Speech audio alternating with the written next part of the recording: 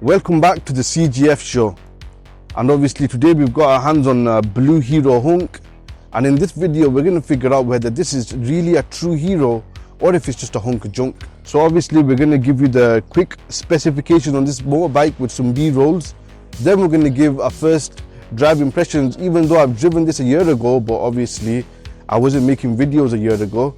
I got my hands back on this bike. It's obviously one of my uncle's and it's not in the best condition, but that's perfect for this review. Only because it's best to know what a bike is after it's been driven a long time. It shows how reliable it is and how much power it is really holding after a year. Then I'm going to give this bike my overall conclusion with the rating, and also I will compare it to the other bikes within its segment.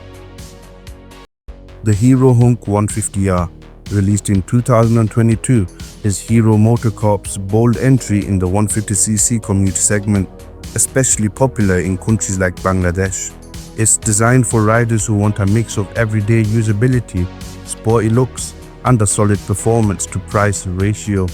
Under the tank, you get a 149cc air-cooled 4-stroke engine that produces around 14 bhp and 12.6 Nm of torque. It's mated to a 5-speed gearbox, offering smooth shifts and good pickup for city riding and occasional highway runs. Braking is handled by a 276mm front disc and a 220mm rear disc with single-channel ABS, available in the higher variants, offering decent safety in emergency stops. The suspension setup includes telescopic front forks and a 7-step adjustable monoshock at the rear, providing a comfortable ride across varying road conditions.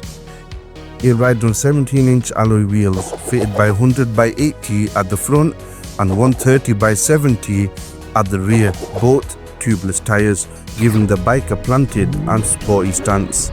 On the features front, the Hunk 150R offers a fully digital inverted LCD meter, daytime running lights, a muscular fuel tank and split grab rails. Adding to its aggressive street fighter look, it also comes with a 12.4 litre fuel tank, 167mm ground clearance, and weighs about 148 to 149 kilos, making it both practical and manageable. This bike is available in sports red, techno blue and black, with prices ranging from 193,500 tekha to 204,500 tekha, depending on the variant. So, if you're after a stylish and affordable 150cc commuter with just enough muscle to stand out, the Hero Hunk 150R is definitely worth a look. So, obviously, this is like a little short review on this bike. I mean, at first when we got this bike, well, not us, well, my uncle, when he first got this bike a year ago, it was pretty solid. It was something that I'd enjoyed riding, and now I think obviously over its time of abuse, it's really shown on this bike. You could tell by the B-roll clips that I took. The tires are fully gone, and obviously it does feel a bit weird. This video is for us to really figure out whether this bike is worth the money or whether it's just a hunk of junk, because you never know with new bikes nowadays how they're going to really feel like to ride and how they're going to cope after a year of riding continuously. And majority of the people that buy bikes, they really tend to buy second-hand bikes. So this is why we've made the review so late, just so that we can see what this bike is about after a long time of riding.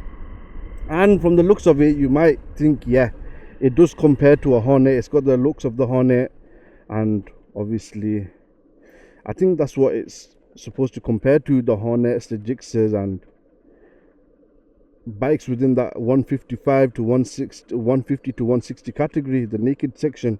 And obviously we've got to do our little drag race against time, so we're gonna see what it's like. So 3, 2, 1, go.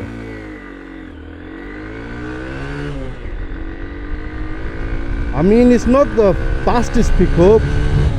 The Hornet 100% a lot more capable than this.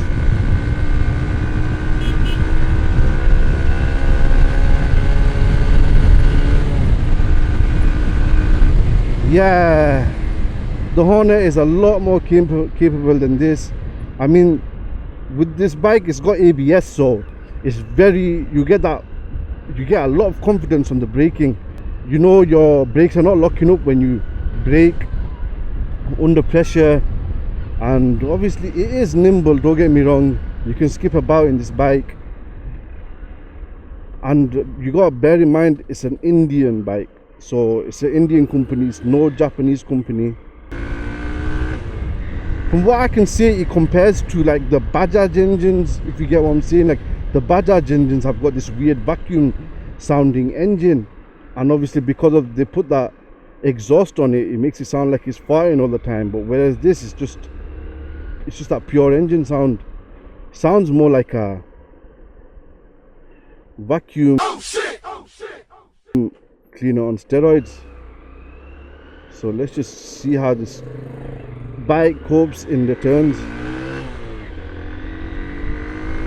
I mean, in the turns it's quite great, and obviously I do not want to pin it in the turns because we have literally got zero grip, and I do feel a little bit of wobbliness because of the lack of tread. So this bike, because of the tread, obviously we can't really give an overall feel on what the bike actually feels like, because if you change the tires, the bike would perform incredibly better than what it is performing like right now. And I mean, it's not made to really be thrashed around in corners like, you know, the Hornet and the Gixxers. No matter what you say, they're not made for thrashing around the corners or going fast in a straight line. They're usually for comfort and with a sportier styling on it. And yeah, like this is what people tend to take for a mistake, but this bike is awesome, man. For what it is and what it was to what it is now, it's pretty much similar. Nothing much has changed sound wise, feel wise. It's just the tread on the tire is not really boosting much confidence for me. And yeah, but I'll tell you one thing, the ABS is bad, boy. The ABS is something that I really enjoy. I wish a lot of bikes came with ABS, and I wish there was an option to turn it off when you want to really thrash it around the corners. But obviously that is very unnecessary because of the environment that we're in now. There is no racetrack around here. There's really no need to turn ABS off. But the ABS, it's not very intrusive.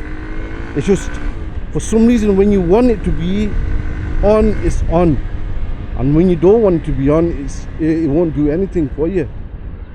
Like I've literally just trail braked into the turn, and the ABS is not about with it one whatsoever.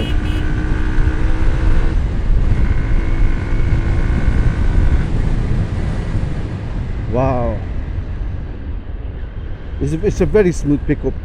That's all I can say. It's like, it's what I said in the Hornet video. It's a smooth pickup, not very fast one, but overall it's not like it's getting any faster with this thing though. That's the only downside to it.